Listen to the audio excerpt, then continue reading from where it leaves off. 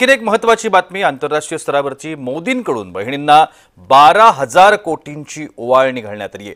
पंतप्रधान मोदी यांच्याकडून ही विशेष घोषणा करण्यात आली आहे। पंतप्रधान नरेंद्र मोदीजी यांच्या नेतृत्वात देशासह महाराष्ट्रातील कोट्यवधी लाडक्या बहिणींना ही भेट देण्यात आली आहे। आर्थिक वर्ष 2025-26 साठी पंतप्रधान उज्ज्वला योजनेकरता 12,000 कोटींच्या अनुदानाला मंजुरी देण्यात आली आहे। त्यामुळे देशातल्या जवळजवळ 10.33 कोटी उज्ज्वला लाभार्थी कुटुंबांना अनुदानित दरात LPG गॅस सिलेंडर्स मिळणार आहेत।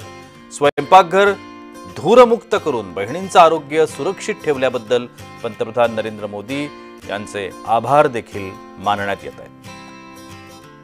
राज्याचे मुख्यमंत्री देवेंद्र फडणवीस यांनी या संदर्भातलं एक ट्विट देखील केलंय।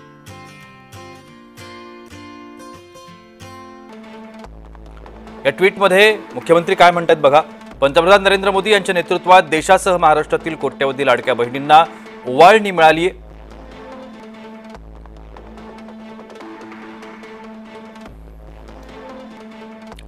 असं मुख्यमंत्री